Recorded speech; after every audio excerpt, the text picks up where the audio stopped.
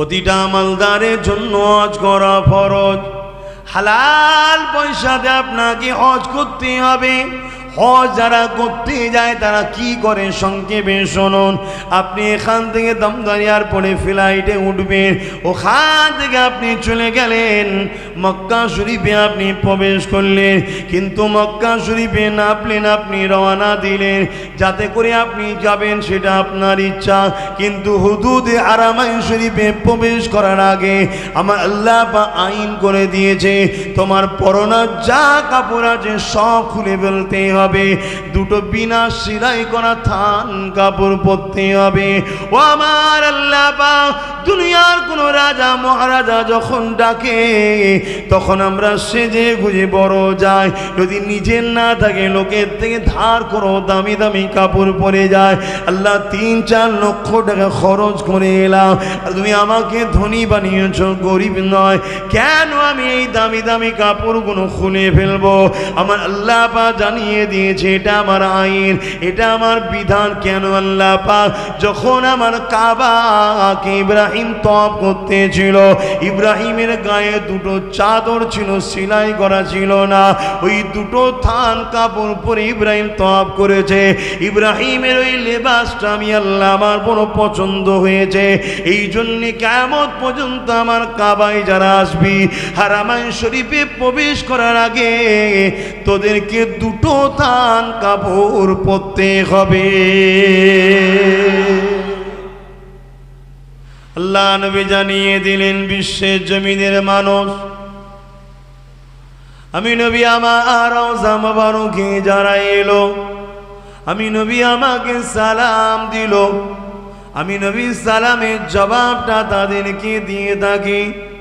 এ দুনিয়া মানুষ শুনে রেখে দাও, আমি নবী পাক জানিয়ে দিই ওই মানুষের জন্য আমি নবী আমার শাফাত করাটা ওয়াজিব হয়ে যায়।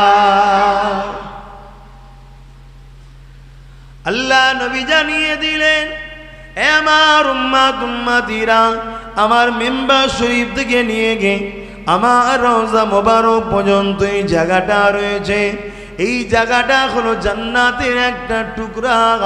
এখানে কেউ যদি বসে সে যেন জান্নাতে বসলো, এখানে কেউ যদি দূরে কাজ নামাজ পড়ে সে যেন জান্নাতের মধ্যে নামাজ পড়লো, এখানে যদি বসে কেউ কোরআন তেলাওয়াত করে সে যেন জান্নাতের মধ্যে বসে কোরআন তেলাওয়াত করলো। এ নওজওয়ানেরা, এই যুবক বয়সে নিয়ত করো মক্কা মদিনা শরীফে যাবার, কেননা ওই জায়গায় কোটি মানুষ যাবার স্বপ্ন দেখে, কোটি মানুষ চাই ওই জায়গায় দূরে কাজ নামাজ পড়ব। তোমার যদি রক্তে আল্লাহ পাক একটু শরীরে ক্ষমতা না দেয়, মনে সাহস না থাকে, তাহলে তুমি আগিয়ে যাবে বা কি করে?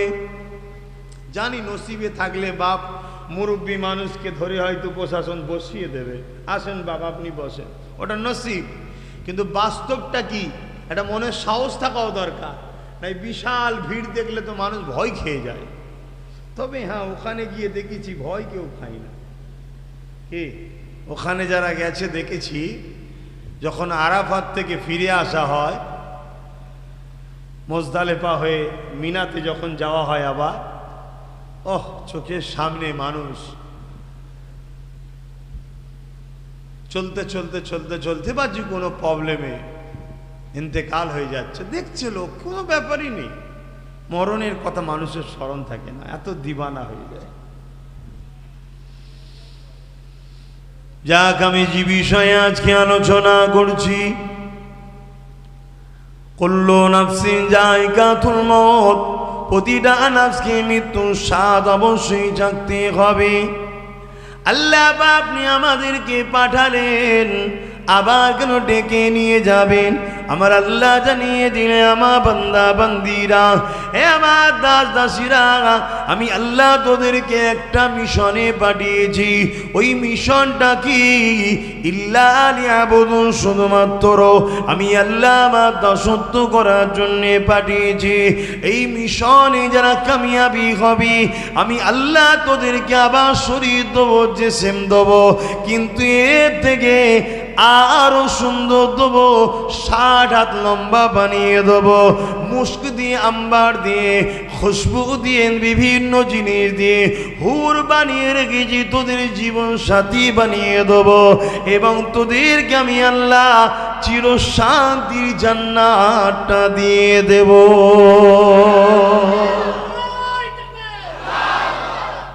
আমাদেরকে বানাবার উদ্দেশ্য একটাই, একটা মিশন। দেখেন না, কোনো মানুষকে বিভিন্ন কোম্পানি থেকে দূরে পাঠানো একটা মিশনে, তুমি যদি এই কাজটা সাকসেসফুল করে আসতে পারো, তোমাকে আজীবন বসিয়ে তোমায় খাওয়ানো হবে। দেখবেন যারা এই সব এখনকার যারা রাজনীতির এমএলএ বা মন্ত্রী হয়, এমপি হয়, এরা যদি 5 বছর পরে নাও হয়, যতদিন বাঁচবে এদের বসে বসে বসে বসে কিন্তু মাইনে, খাওয়া দাওয়া সব একটা আসতে থাকে, কেন একটা মিশন। তা আমার আল্লাহ পাক, বুঝাবার জন্য এগুলো বলছি, আমার আল্লাহ পাক আমাদের ঘরে একটা মিশন দিয়েছে। কাউকে 30 বছর, কাউকে 40 বছর, কাউকে 50 বছর, কাউকে 60 বছর, কাউকে 70 বছর, কাউকে 100। আগেকার নবীরা অনেক বাঁচতেন, অনেক মানুষ বাঁচতেন অনেক সময়। তবে আমার নবীর উম্মতরা গড়ে 60-70-এর ওপরে আর যাচ্ছে না, যদিও খুব রেয়ার একটা দুটো হয়তো 80 কোটা পার করতে পারে, তবে গড় এখন 60-70 এর উপরে যাচ্ছে না। যাবারও দরকার নেই, কি করবেন, ফেতনা ভরা দুনিয়া, রোজ অশান্তি, রোজ অশান্তি।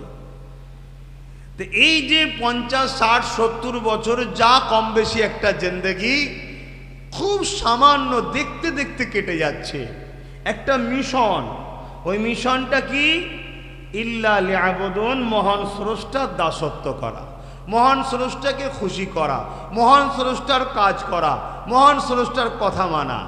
যদি এগুলো করে আসতে পারো তাহলে কিন্তু তোমার জন্য কবর থেকে শুরু হবে শুধু ওয়েলকাম, ওয়েলকাম, আহলান সাহালান, শান্তি, খুশি, আনন্দের খবর আসতেই থাকবে আর পেতেই থাকবে। জোরে বলুন সুবহানাল্লাহ। আর এই মিশনে যদি ফেল করে যাও, কামিয়াবি না হয়ে যাও, দুনিয়ায় হয়তো তোমার কিছু নাও হতে পারে, কিন্তু যে কবর বা যে কোনো স্টাইলে তোমার মৃত্যু শুরু যেই হয়ে গেল, এবারে শুরু হলো তোমার লাঞ্ছিত, অপমানিত, আযাব, কষ্ট, যার কোনো দিন শেষ নাই। তাহলে মিশনটা বুঝতে পেরেছে? এটাই হচ্ছে আমার আল্লাহ পাকের মিশন। আল্লাহ বা বুঝতে পারলাম। এবারে আপনি আমাদেরকে জানান কি আপনার মিশন, কি আপনার কাজ। আল্লাহ পাক কোরআনের মধ্যে জানিয়ে দিলেন, মা তাকুমুর রাসূল ফাখুযুহু ওয়া মা নাহাকুম আনহু ফান্তাহু।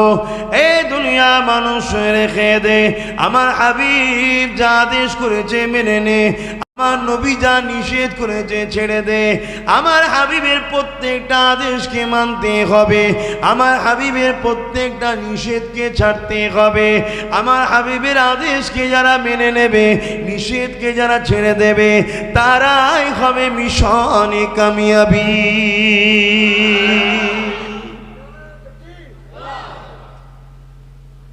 তাহলে এক আল্লাহ বললেন মিশনের জন্য পাঠালাম। দ্বিতীয় হলো মিশনটা কি? রসুল যা আদেশ করেছে মেনে নাও, নবী যা নিষেধ করেছে ছেড়ে দাও। কিন্তু আমরা নবী যা আদেশ করেছে মানছি কটা জানি না, কিন্তু রসুল যা নিষেধ করেছে তার মধ্যে 90% আমরা মানি। মানে নিষেধগুলোকে আমরা জীবনে এনেছি। কি কথাটা কি ভুল বলা হয়ে গেল?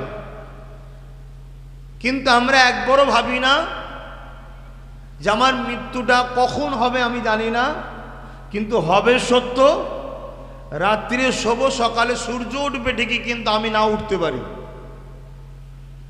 এখানে আসলাম, সবাই হয়তো ঘরে ফিরে যাবে নিজের পায়ে, আব্বাস সিদ্দিকী হয়তো কারো কাঁধে যেতে হতে পারে, জানা নেই আমার।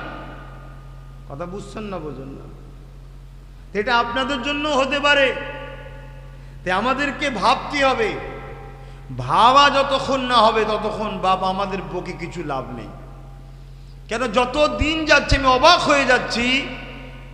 আমেরিকা ইসলামের বিরুদ্ধে, চীন ইসলামের বিরুদ্ধে,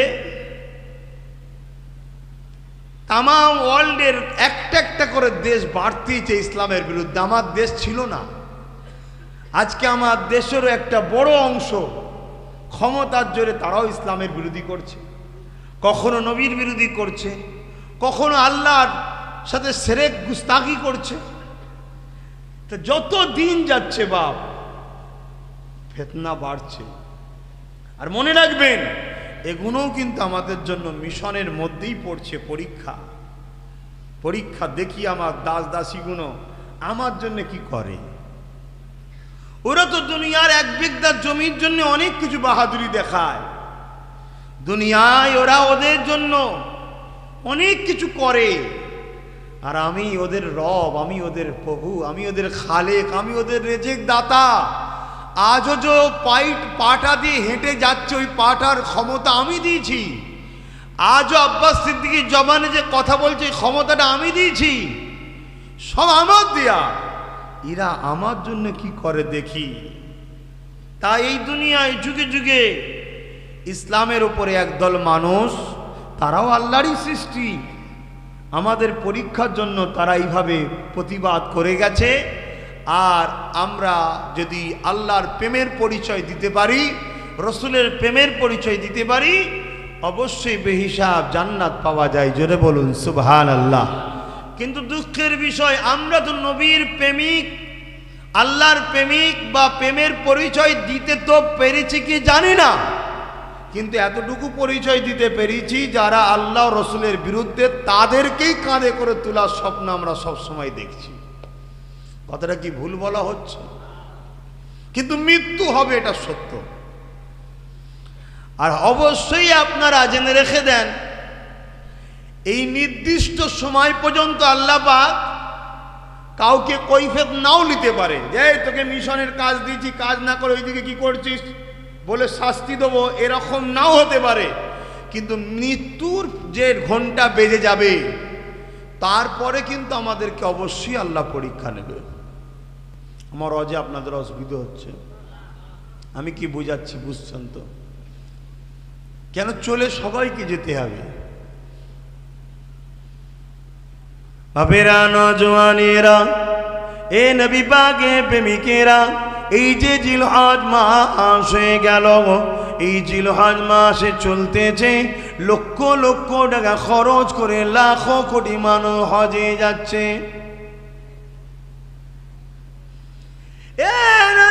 তরুণেরা, অবশ্যই এটা আল্লাহ পাকের একটা বিধান। ইসলামের 5টা স্তম্ভের মধ্যে হজ একটা স্তম্ভ। প্রথম নম্বর হলো ঈমান, কালিমা, দ্বিতীয় নম্বর হলো নামাজ, 3 নম্বর হলো রোজা, 4র্থ নম্বর হলো যাকাত, 5ম নম্বর হলো হজ। অবশ্যই এটা একটা ইসলামের বিধান, তার জন্য যাচ্ছেন ভালো কাজ। কিন্তু মনে রাখবেন, ওই মক্কা শরীফে গিয়ে 3টে শয়তান আছে, পাথর মারতে হয়। 3টে জায়গাতে স্মৃতি রয়েছে, পাথর মারতে হয়। ওই পাথর যখন মারা হয়, আমার তো মনে হয় কিছু মানুষকে দেখে শয়তানও হাসতে লেগেছে। কি আছে না না, আমার রজ বুঝছেন তো নাকি? অনেকদিন পরে দেখা তো অসুবিধা হচ্ছে, একটু অসুবিধা হচ্ছে আপনাদের। কিছু কিছু হাজি সেজে যে গেছে হাজি হজ করতে, তারা যখন শয়তানকে কঙ্কর মারে, শয়তান তো ওখানে নেই, স্মৃতি একটা। এই স্মৃতি আপনারা সবাই জানেন, পুরো হজটা ইব্রাহিম নবী, ইসমাইল নবী আর আম্মাজান হজরতে হাজেরা হুজুরকে নিয়েই স্মৃতি। তো ওর পাথর মারা দেখে কিছু কিছু লোককে দেখে শয়তানও হাসে আর বলে, হারা তুই আমায় পারতে এসছিস, আমি তার তুই মধ্যে পার্থক্যটা কি আছে? এরকম আছে না নাই? আমার বাপ একটু আজ এই ধরনের, আপনারা সব জানেন তো নাকি? এরকম কিছু আছে তো, এতিমের সম্পদ ঝেড়ে চলে গেছে। হ্যাঁ, বাবেরা, নওজওয়ান তরুণেরা, আল্লাহ আজকে আপনাকে গরিব বানিয়েছে। কাল কোনো বাহানে আল্লাহ বা হালাল রুজি রাজ্জাক খুলে দিয়ে আপনাকে অর্থশালী করে দিতে পারে। কিন্তু আজ আপনি যদি হারামে কিছু টাকা নিয়ে ফেলেন, ওই দিন যখন আপনি ধনী হয়ে যাবেন, ওই হারামের টাকাটা তো আপনি বাদ দিতে পারবেন না, কেননা ওরই বরকতে হয়তো এটা হতে পারে। তাহলে সেদিন আপনি কোন টাকা থেকে হজ করতে যাবেন? আমার আব্বারা, নজওয়ানেরা, প্রতিটা মানুষ যদি মনে রাখে আমার মৃত্যু অবশ্যই হবে, তাহলে পাপ যদি 100টা করে, একদিন দেখা যাবে 100টা পাপ ছেড়ে দিয়ে একদিন 100টা নেকির কাজে লেগে গেছে। কেননা মৃত্যুর ভয় তাকে আস্তে আস্তে পরিবর্তন করে দেবে। এই জন্যে নবী আমার জানিয়ে দিলেন, বাবারা তোমরা কবরের স্থানে যাবে, কবর জিয়ারত করতে যাবে, এক ফাতিহা শরীফ, দরুদ শরীফ, ইখলাস শরীফ পড়ে দোয়া চাইবে। এতে মুর্দাদের উপকার, তোমাদের উপকার। এবং কবরস্থানের ধারে গেলে বারবার মনে পড়বে যে এখানে আমাকে যেতে হবে। কিন্তু হায় আফসোস, আজ তো লাশকে পাশে রেখে অনেকে হাসি ঠাট্টাই আর কিও করে। এখন আছে না? আমি ভাবি শুধু তৎকালীন সময় রসুলের পিরিয়ডে যারা ইসলামের বিরোধী ছিল তাদের থেকেও আজকাল একদল মুসলমান আছে, এদের দিকে আরো বেশি আফসোস হয়, এরা আরো ডেঞ্জারাস। কি গো অসুবিধা হচ্ছে যে হুজুর আপনি এসেছেন সবরে সানির দোয়াইতে এসব কথা বলছেন কেন? আর এটা তো জিলহজ মাসও চলছে, বলা যাবে না?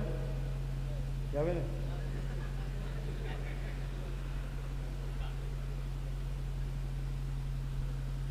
ওটা স্লিপ হয়ে গেছে।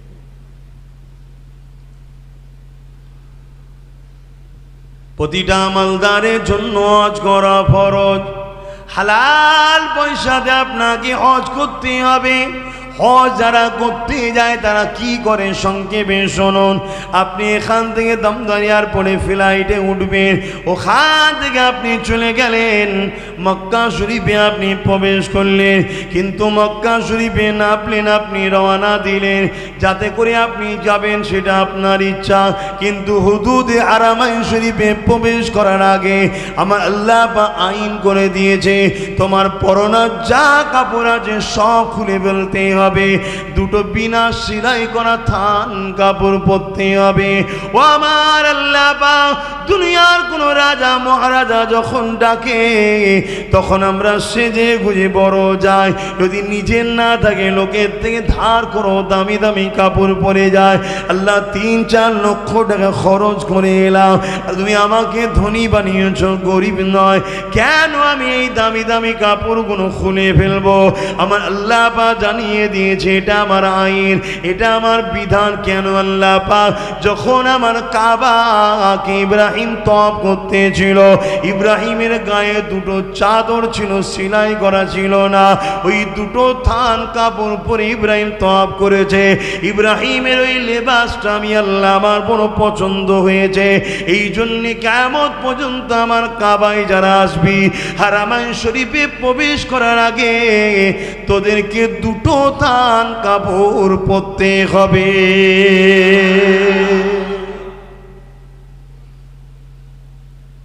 দেখুন একটা নবীদের স্মৃতি আল্লাহ আমাদেরকে দিয়ে বানাচ্ছে। হযরত ইব্রাহিম সাল্লামের স্মৃতি আল্লাহ বানাচ্ছে আমাদের দিয়ে। এটা হুকুম হয়ে গেছে একটা। এরপরে আমরা কি করব? এখন একটা কথা, হুদুদে হারামাইন শরীফ কোন এলাকাটা আপনারা জানেন? কি গো জানেন? হ্যাঁ কি না বলে? হাজারে আসওয়াদ যে পাথরটা রয়েছে, ওই পাথরটাকে যখন আনা হয়েছিল, ওই পাথরটা সাদা পাথর, এত নূর জ্যোতি আলো ছিল, যার আলোয় এলাকাটা আলোকিত হয়ে গিয়েছিল। যতটা এলাকা ওই পাথরের আলো গিয়েছিল, ওই এলাকাটাকে হুদুদে হারামাইন শরীফ বলা হয়।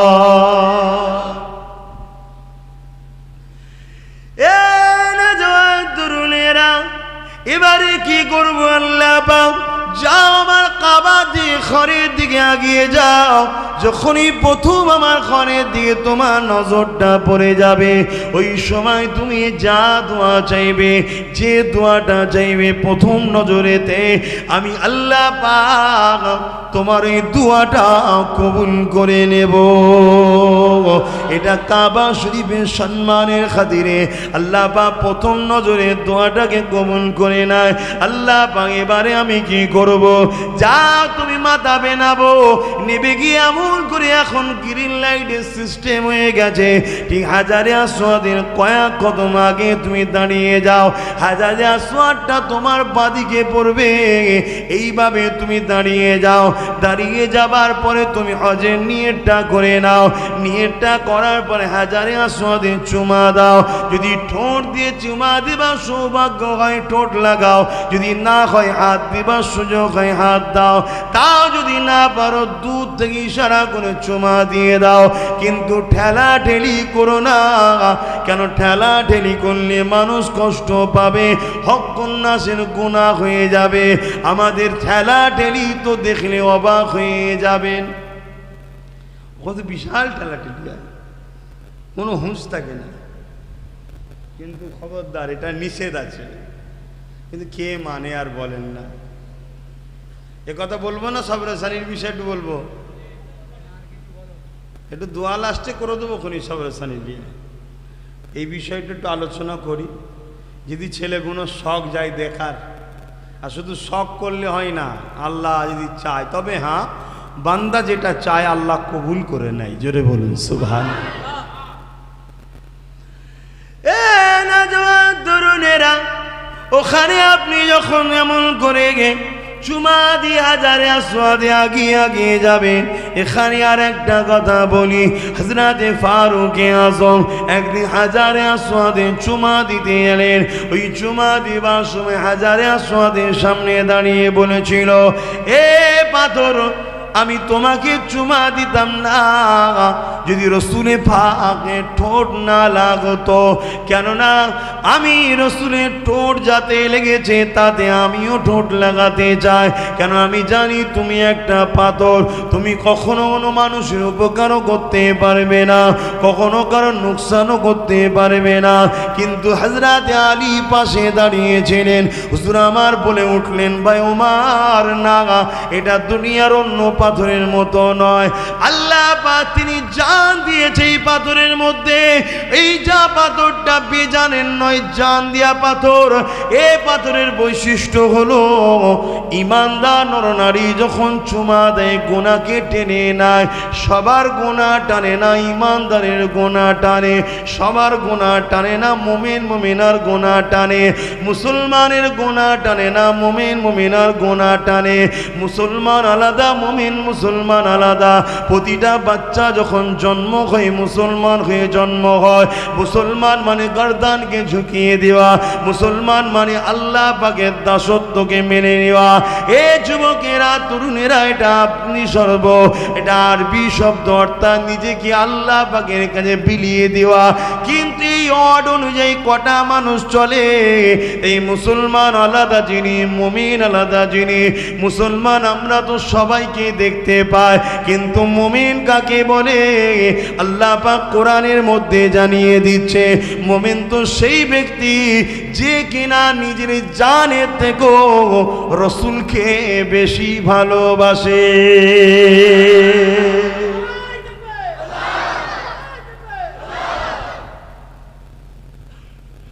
কি গো, তাই তো নাকি? হ্যাঁ, কোরআন বলছি, গল্প করছি না। বলা যাবে তো নাকি? না আপনারাও ওদের মতো মসজিদে আজান চলবে না, কুরবানি চলবে না, ফেলে দিয়া ভাগাড়ের গুণকে নিয়ে আসতে হবে, এইসব দিকে নাকি আপনারা? কপাল ফাটবে আবার কি। কোরআনের কথা বলা যাবে তো? হ্যাঁ। মুমিন কাকে বলা হয়? জানের থেকেও যে রসুলকে বেশি ভালোবাসে তাকে মুমিন বলা হয়। আর জানের থেকে রসুলকে ভালোবাসবে আর রসুলের শানে যারা গুস্তাগিমূলক কথা বলবে তাদের পক্ষে দাঁড়াবে, এ কি রসুলকে ভালোবাসা হলো? কি গো, ভালোবাসা হলো? এই রিসেন্ট একটা বিষয় হলে বিশাল আন্দোলন হচ্ছিল না বাংলায়? এখন আন্দোলন হচ্ছে আর? হ্যাঁ, আর যারা বলেছে তাদের শাস্তি টাস্তি হয়েছে, ইচ্ছা হবে না, কিচ্ছু হবে না। মানে কেমন জিনিস জানেন,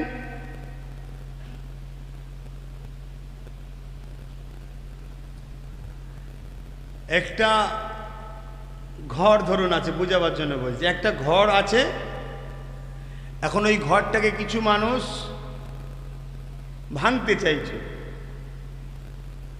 আমরা সবাই মিলে আন্দোলনে নেমে গেলাম, ঘরটা ভাঙতে দেবো না, ভাঙতে দেবো না, ভাঙতে দেবো না।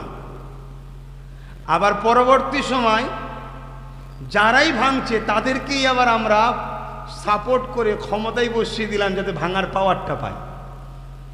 কথা কিছু বুঝতে পারছেন? মানে আমরা যে কি জিনিস, আমাদেরকে কেউ না চিনুক, আল্লাহ তো চেনে, বাস বিচারটা কে করবে? হ্যাঁ, আল্লাহ করবে। হচ্ছে তো বিচার হচ্ছে, হারে হারে বিচার হচ্ছে, দাঁড়ান আরো হবে আগে। আহা, রাসূল পাক সাল্লাল্লাহু আলাইহি ওয়াসাল্লামের শানে গুস্তাখি করলো, আন্দোলন বিশাল হলো। আন্দোলনটা এখন দেখা যাচ্ছে সব ঠান্ডার দিকে, তাই তো নাকি? আবার আন্দোলন কিছু আবার এমন হলো যে আন্দোলনকারীরাও বা আন্দোলনে যারা শরীক হলো উভয়ও নবীর বিরোধী কাজ করে ফেললো, এরকম আন্দোলন হয়েছে। আবার কিছু আন্দোলন হলো, ধরুন বিরোধী রাসূলুল্লাহ দুই দলের লোক করেছে, এক দলকে শুধু গাল দেওয়া হলো, আর এক দলের লোকেদেরকে বাঁচাবার চেষ্টাও হলো, এরকম আন্দোলন হলো। সবটাই দুনিয়ায় হচ্ছে বাপ। এর মধ্যে থেকে তোমাকে বেছে নিতে হবে, কি বাঁচবেন? ইহদিনাস সিরাতাল মুস্তাকিম, মুস্তাকিমের রাস্তা। কোন রাস্তা? সিরাতাল্লাযীনা আনআমতা আলাইহিম, যাদের উপরে আল্লাহ ইনাম দিয়েছে তাদের রাস্তা। কাদের উপরে আল্লাহ ইনাম দিয়েছে? মিনান নবিয়্যিন ওয়াস সিদ্দিকিন ওয়াস শুহাদা ওয়াস সালিহিন, যাদেরকে আল্লাহ বলেছে উলাইকা রাফিকা, আমার প্রিয় বন্ধু। জোরে বলুন সুবহানাল্লাহ।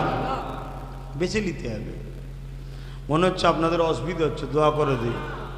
আর এমনি একটু হাজির দেওয়া, দোয়া হয়েই যাবে, চিন্তার কোনো কারণ নেই। বাপেরা, নওজওয়ানের হযরত আলী বলেছিলেন, ভাই ওমর, এই পাথরটা দুনিয়ার অন্য কোনো পাথরের মতো নয়, এই পাথরটা বেজান পাথর নয়, এই পাথরটা হলো জানওয়ালা পাথর। একে আল্লাহ পাক জান দিয়েছে।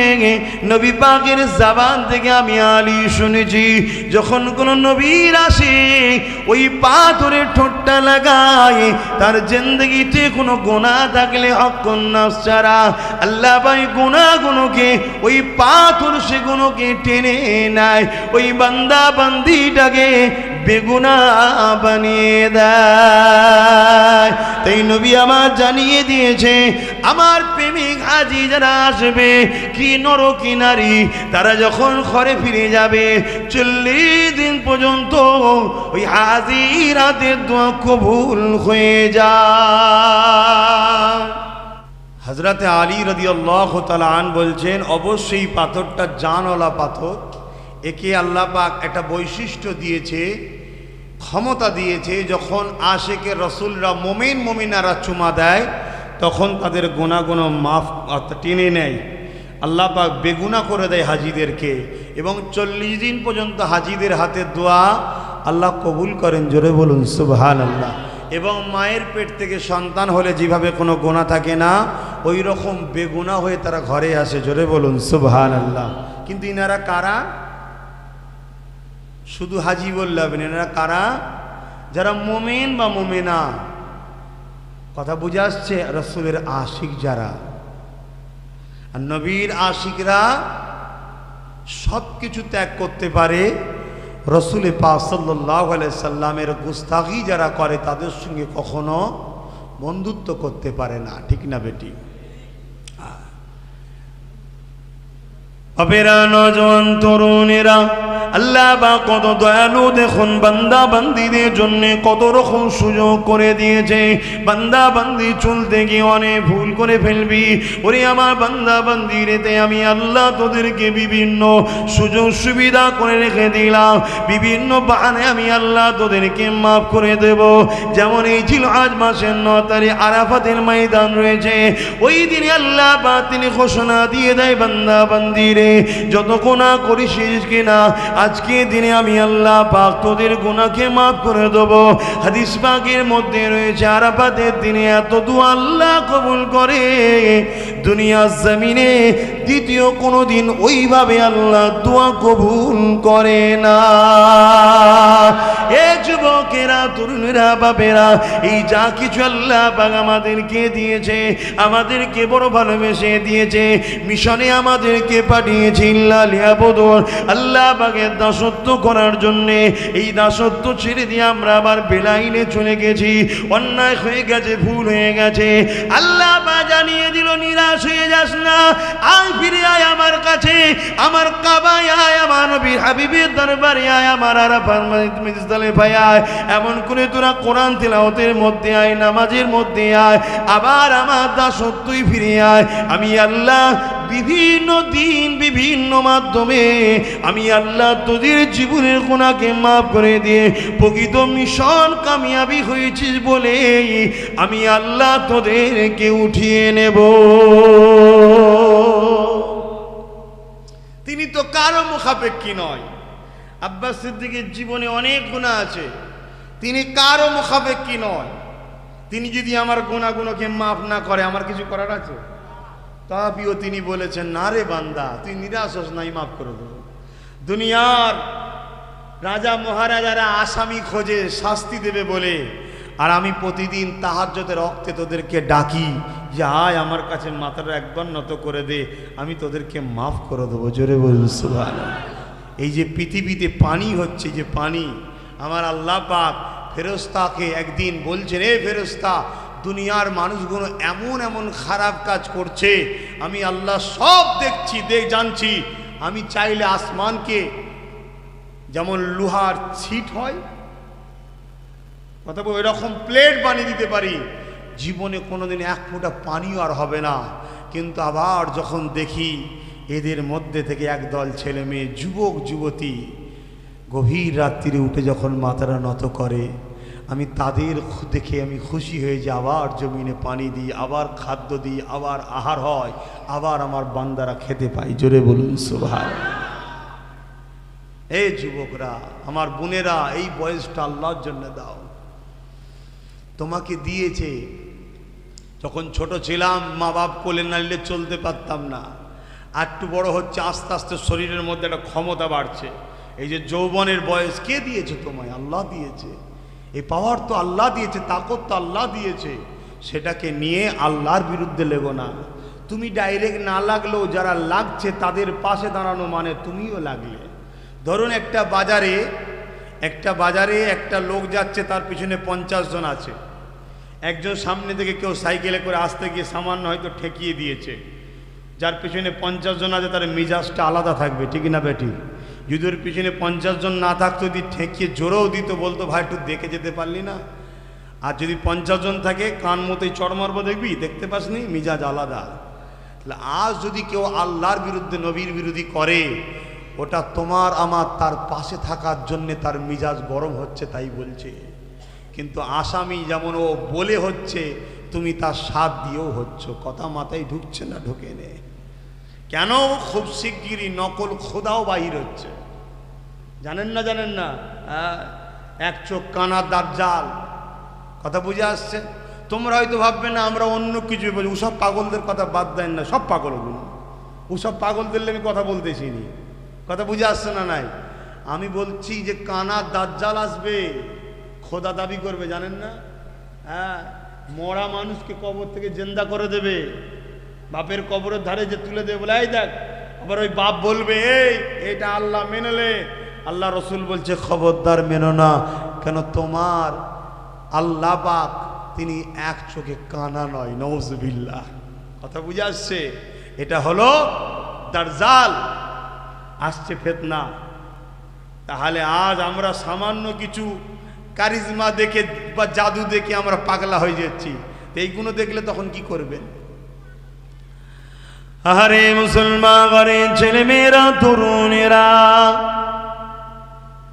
আসো সেই আল্লাহ পাকের দিকে, যিনি আমাদেরকে কত সুন্দর করে বানালেন, কত সুন্দর করে আমাদেরকে সৃষ্টি করলেন, কি সুন্দর আমাদের মর্যাদা সম্মান দিলেন, আশরাফুল মখলুকাত বানালেন, বাবা আদম মা হাওয়ার সন্তান বানালেন, আখেরি নবী মুহাম্মদ রাসূলের উম্মত বানালেন, আখেরি কিতাব কোরআনকে আমাদের জন্য গাইড বুক বানিয়ে দিলেন। এ আমার যুবকেরা, সামান্য দুনিয়া লোভ লালসাতে সেই আল্লাহ পাকের বিরোধী যারা করে তাদের দিকে চলে যেও না, রাসূলের বিরোধী যারা করে তাদের দিকে চলে যেও না, কেননা পরিণতিটা বড় ভয়ানক হবে গো। কেননা নবী আমার জানিয়ে দিলেন কবরে সবাইকে যেতে হবে, কিন্তু এই কবরটা সবার সময় হবে না। এক ধরনের কবর হবে যাদেরকে কবরে দেওয়ার পরে আল্লাহ পাকের ফেরেশতা আসবে, কিন্তু সওয়াল জবাব নেবে না, কেননা ওই বান্দা সম্মানে আল্লাহ পাকের ফেরেশতা সওয়াল জবাব নেবে না। এক শ্রেণীর বান্দা, তাদের সম্মানে।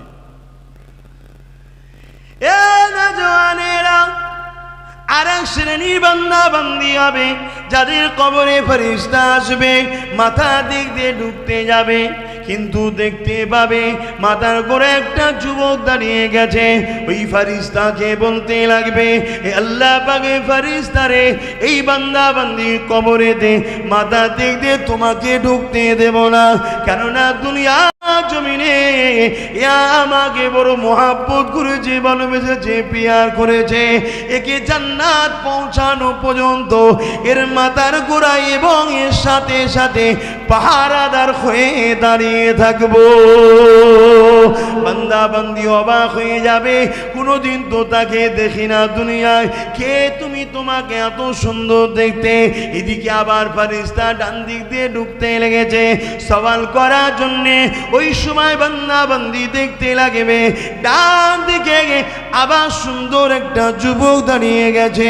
এ আল্লাহ পাকের ফেরেশতা রে, এই বান্দা বান্দির কবরেতে আপনাকে ডান দিক দিয়ে আমরা ঢুকতে দেব না, কেন দুনিয়া জমিনে আমাকে বড় মহাব্বত করেছিল, আমাকে বড় পিয়ার করেছিল, একে আমি জান্নাত পৌঁছানো পর্যন্ত এর ডান দিক থেকে আমি পাহারা দিয়ে নিয়ে যাব। আবার সেই বান্দা বান্দি অবাক হয়ে যাবে, এটা আবার কে, একে তো কখনো দুনিয়া জমিনে আমি দেখি না, কিন্তু বললো আমি নাকি তাকে ভালোবাসছিলাম।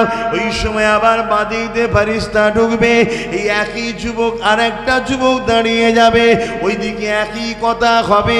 আবার পায়ের দিক দিয়ে ঢুকতে যাবে, ওখানেও দেখা যাবে একটা যুবক দাঁড়িয়ে গেছে, একই কথা বলতে লাগবে। চারদিকে চারজন যুবক দাঁড়িয়ে যাবে, ওই বান্দা বান্দির কবরেতে ফেরেশতা ঢুকতে পারবে না, সওয়াল ও জবাবও নিতে পারবে না।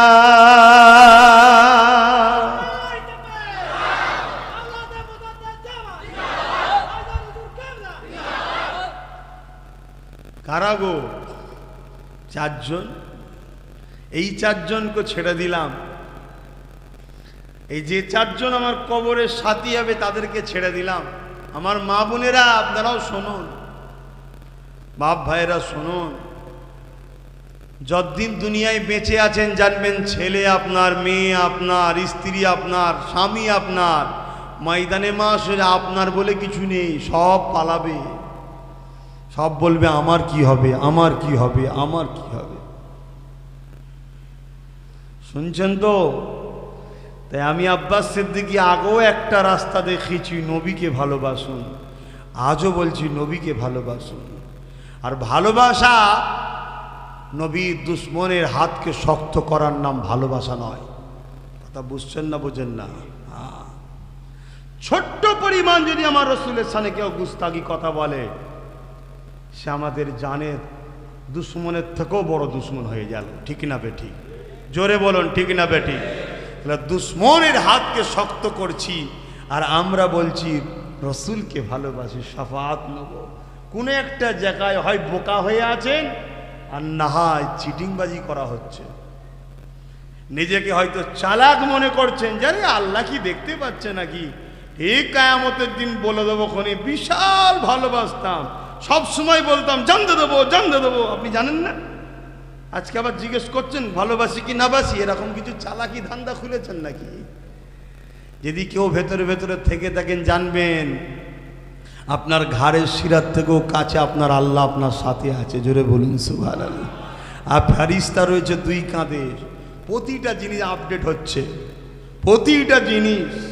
আব্বাস সিদ্দিকী এখানে বসে বসে কি বলছে না বলছে, মুখে ওটা বড় কথা নয়, অন্তরে কি হচ্ছে আল্লাহ জানে না, জানে না? হ্যাঁ, সব আল্লাহ জানে। তাই বলে দিই, ভাবুন আমাদের মিশন একটাই হওয়া দরকার, ইসলামের হেফাজত করা। ইসলামের হেফাজত মানে সভ্যতার হেফাজত, ইনসাফের হেফাজত, ইনসানিয়তের হেফাজতের, কল্যাণের হেফাজত, নারী মর্যাদার হেফাজত, মা বাপের সম্মানের হেফাজত, মাতৃভূমির হেফাজত। ইসলাম মানে হলো শান্তি, সভ্যতা, ইনসাফ, ইনসানিয়ত, কল্যাণ।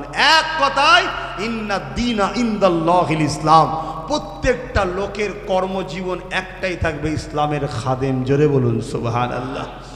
যার অর্থ আছে অর্থ দিয়ে খেদমত করো, যার বুদ্ধি আছে বুদ্ধি দিয়ে খেদমত করো, যার শরীরে তাকত আছে তাকত দিয়ে খেদমত করো, যার পাওয়ার আছে কলমের জোরে খেদমত করো, যে নেতা হয়েছ নেতার পাওয়ারে খেদমত করো। খেদমত তো দূরের কথা, নেতারা যদি ইসলামের পক্ষে কেউ থাকে তাকে আবার বেশি টার্গেট করছে। মুসলিম নেতাগুলো করছে না, করে না। আমার কথা খারাপ লেগে গেল, আমি তো এটাই দেখছি। তবে সবাই নয়, কিন্তু 100-র মধ্যে 99টা। তাহলে আর বাদ কোথায় রইল? একটা আলুর বস্তা কলেজটার থেকে বার করেছেন, 100-র মধ্যে 99টা পচে গেছে। আর নিয়ে আসবেন, ওই এলাকায় যাবেন না কেন, ভাড়া দিতে হবে কলেজটার ভাড়া। কি দরকার নেই যাবার? হ্যাঁ, 100-র মধ্যে 99টা আজকাল মুসলিম যারা নেতা দেখছি, সে বিভিন্ন দিকের নেতা হতে পারে, বেশিরভাগটাই দেখছি তারা নিজেদের জায়গায় নবীর দিনের খেদমত তো দূরের কথা, নবীর দিনের খেদমত যারা করতে চায় তাদেরই বিরোধী করছে। আমার বলা ভুল হয়ে গেল নাকি গো? দেখুন যত আশপাশের দেশগুলোতেও দেখুন, যত সব ফতোয়া আলেমদের বিরুদ্ধে, যত সব ফতোয়া পীরেদের বিরুদ্ধে, যত সব ফতোয়া ইসলামের স্কলারদের বিরুদ্ধে, যত সব ফতোয়া দেখুন নামাজি মুসল্লিগুলো আল্লাহওয়ালাগুলোর বিরুদ্ধে হচ্ছে না, হয়নি? এই লক্ষণটা ভালো না খারাপ? জোরে বলো না। ভালো, খারাপ না। ব্যথা না হলে ছেলে হয় না রে বাবা। ব্যথা লক্ষণটা ভালো না খারাপ? ছেলে হলে মনটা খুশি হয় না, হয় না? এই লক্ষণটা ব্যথা ভালো। কেন? ব্যথা যখন খুব জোর বেড়ে যায় তখনই দেখবেন একটা ফুটফুটে সন্তান হয়। নিয়ামত না, নিয়ামত নয়? 1000 কোটি ছেলের থেকেও ব্যথা এত বাড়ছে, আমি বলতে বাধ্য হচ্ছি খুব তাড়াতাড়ি একটা ফুটফুটে নিয়ামত আসবে। সেই নিয়ামতটা হলো হযরতে ইমাম মেহেদী আলাইহিস সালাম। জোরে বলুন সুবহানাল্লাহ। সেদিন বাকি নয়, এই পৃথিবীর বুকে আবার ইনসাফ প্রতিষ্ঠিত হবে। সেদিন বাকি নয়, এই পৃথিবীতে আবার মায়েদের চোখের পানি মুছা হবে। সেদিন বাকি নয়, এই পৃথিবীতে সুদ মুক্ত হবে। সেদিন বাকি নয়, এই পৃথিবীতে গরিবদের উপরে জুলুম বন্ধ হবে। সেদিন বাকি নয়, নারীদের উপরে অত্যাচার বন্ধ হবে। সেদিন বাকি নয়, পণ্যা বন্ধ হবে। সেদিন বাকি নয়, যেদিন গরিবদের হাসি মুখ দেখা হবে। সেদিন আর বেশি দূর নয়, যেদিন তামাম পৃথিবীতে সভ্যতা, শান্তি, ইনসাফের ঝান্ডা উড়বে উড়বে উড়বে। ইমাম মেহেদী সাল্লামের নেতৃত্বে হবেই। জোরে বলুন সুবহানাল্লাহ। তাই ব্যথা একটু বেড়েছে, কিন্তু আমি কি করলাম? আমি ইমাম মেহেদী সাল্লামের সৈনিক হতে পারবো তো বেঁচে থাকলে? সারা জীবন ইমাম মেহেদী সাল্লামের পথের দিকে যারা মানুষকে ডাকছে তাদেরকে গাল দিলাম, তাদের বিরোধী করলাম, তাদেরকে দালাল বললাম, তাদের কেস করলাম, তারা গ্রামে এলে রুখতে চাইলাম। আর লাস্টে শক করছেন তখন নাই লাভ মেরে চলে যাব খনি। দাঁড়ান, যাবেন কি? তার আগে ঠ্যাং থেকে কি খেয়াল রাখুন তো। যাবেন যে পা দিয়ে, সেই পাটা থাকবে তো? আল্লাহ এমন না করে দেয়, এমন রোগ দিয়েছে ডাক্তার শুধু প্রতি সপ্তাহে গেছে, বলছে এক বেগদা করে কেটে বাদ দাও, এক বেগদা কেটে বাদ দাও। এই হয় না?